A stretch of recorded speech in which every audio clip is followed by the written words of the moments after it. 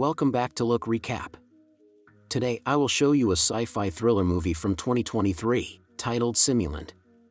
Spoilers ahead. Watch out and take care. Married couple Evan and Faya live happily together with an older simulant model that does all the chores for them, allowing Faya to concentrate on her painting and Evan to enjoy playing the piano. One day the three of them go out in the car and accidentally end up in a crash that pushes the vehicle off the edge of a cliff. Things aren't the same since then. Evan often has nightmares about the accident and keeps waking up alone in bed. There's a bedroom in the house that Faya won't allow him to enter, and things are very awkward between them in general. To make matters worse, Evan can't manage to play the piano again, which frustrates him to no end and makes Fate uncomfortable. Detective Kiesler is researching a wanted simulant known as Esma, who is supposed to have been offline for the past 3 years. An informant calls him to give him some clues, and Kiesler arrives at an apartment building, where he uses a special earring that activates a scanner on his eye. A quick scan takes him to apartment 404, where Kiesler covers the peephole with gum and knocks before moving to the side until Esme comes out. Then he scans her to confirm her identity and orders her to put on a blocking collar and to shut down. However, Esme somehow can ignore the rules. After hurting his wrist, she grabs him by his jacket, drags him through the floor only to throw him down the stairs before running away. Kiesler immediately begins chasing her but quickly loses sight of her. So he goes to his car to retrieve a gun that shoots an electromagnetic pulse, which freezes all simulants in town.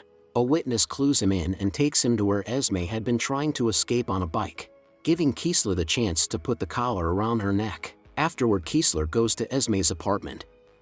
The landlord tells him Esme mostly kept to herself and only talked to the neighbor. Kiesler looks around the place in a shock to find a diary.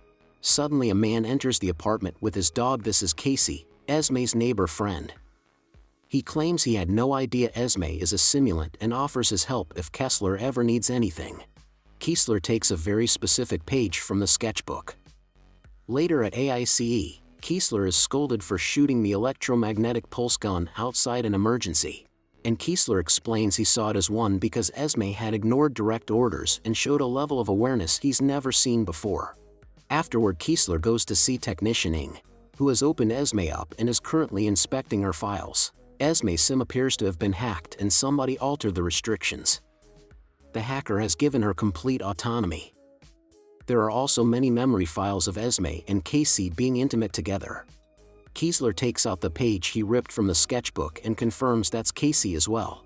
In the evening, Kiesler returns to Casey's apartment, only to discover he's already moved out. He searches the Nexera for Casey's name, but unfortunately he finds nothing.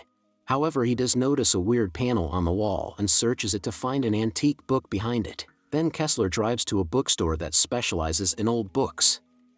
The clerk doesn't recognize the name Casey, but when Kiesler shows him Esme's sketch, the clerk recognizes him as someone named Desmond. At that moment, Casey enters the store, but as soon as he sees Kiesler he runs away.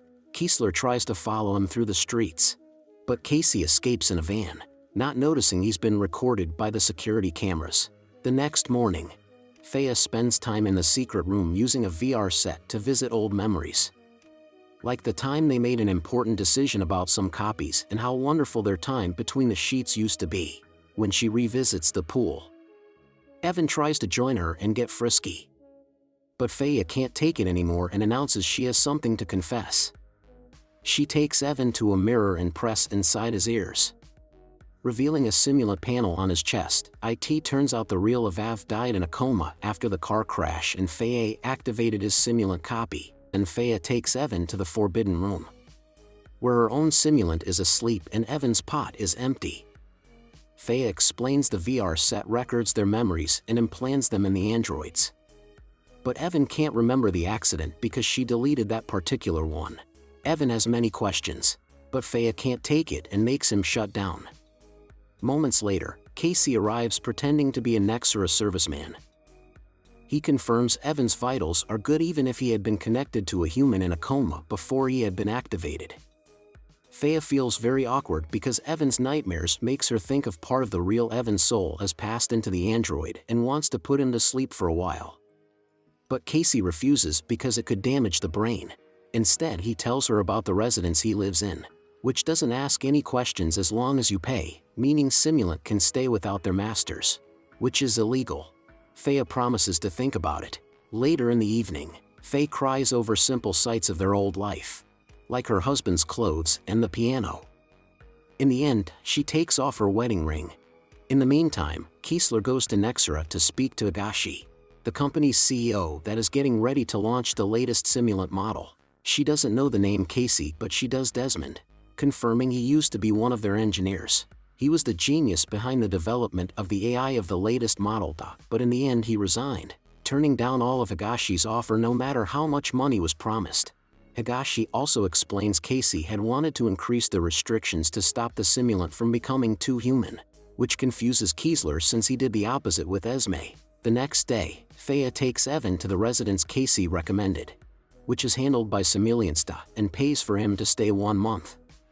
Evan doesn't want to leave her, but Faye promises to visit sometime and apologize before leaving. Moments later, Casey knocks on Evan's door and introduces himself as a friendly neighbor. Evan obviously doesn't recognize him, but Casey pushes his way inside and confesses he knows Evan is a simulant. He tells him that Faye wanted to shut him down and Casey stopped her, which greatly upsets Evan. But Casey promises he can help him get Faye, so Evan should come to him when he's ready. In the afternoon, Faye goes to see Joshua, a curator at an art gallery. She explains she's ready to have a new show for her work and Joshua accepts to organize one. Then she sends her simulant servant with new things for Evan to have instead of using her husband's. Meanwhile, Kessler uses the security cameras to check Casey's license plate, but it's not registered. The next morning at AICE, he rechecks Esme's memories and notices Casey had gifted her a necklace, indicating they were very close. Kessler interrogates Esme again and she explains she hadn't know Casey's real name and that she doesn't know where he is now.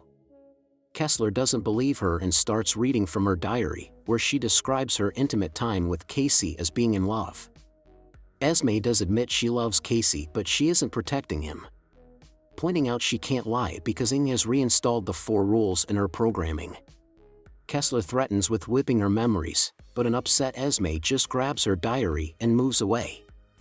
Back to Evan, he goes to see the site of the accident and reaches a decision. Afterward, he goes to see Casey and asks for his help. Casey explains he can remove the restrictions from his programming to make him more human, so Evan accepts to be shut down for a few hours. Then Casey removes Evan's core and hacks into it while listening to the couple's memory of how they decided to get simulants of themselves. When Evan wakes up later, Casey orders him to shut down, but nothing happens, proving Evan has full autonomy now. The next step is to make Evan more naturally human. So Casey gives him some books to enrich his mind. Then he takes him to a club to learn to have fun, since the duo is traveling in Casey's van. The security cameras catch the license plate and inform Kessler of the location. The system also informs him that Evan belongs to Fea, so he sends her a message asking her to call him. Then he notices a female simulant also entering the club, and the system confirms she's a blonde version of Esme. Meanwhile, Casey meets with this other Esme, and while they dance, they discuss their plan, agreeing they need to accelerate the timeline and to meet later at the Nexera parking lot. A few hours later, Casey and blonde Esme kidnap a Nexera scientist. They tie him up and hit him until he agrees to give them his password and key, which they use to access the Nexera system.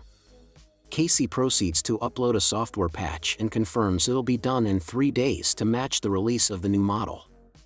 Then he asks Esme to keep an eye on the scientist while he sets up more safe houses. They don't know that Kessler had sent a drone to follow the van, and soon a bunch of AICE agents show up to raid the place. Blonde Esme tries to run away while jumping on roofs, but Kessler hits her with the electromagnetic pulse gun and she immediately falls. Blonde Esme is taken to AICE, where they discover they can't crack her encryption, but at least they can reinstall the rules. Kessler shows the other Esme that she has a copy, but blonde Esme says brunette Esme's purposes is to be free and love, unlike the scientists who had been used to prepare everything. When Kessler asks what everything is, it triggers blonde Esme's self-destruct sequence, which was programmed by Casey to protect his interests. Kessler's boss orders him to find Casey and to get info from Esme, otherwise she has to be wiped. Kessler goes to see Esme and brings her the fish to prove he can be trustworthy. The next day, Faya visits Evan and is shocked to see he's acquired many items of his own choice. He's also been walking the neighbor's dog.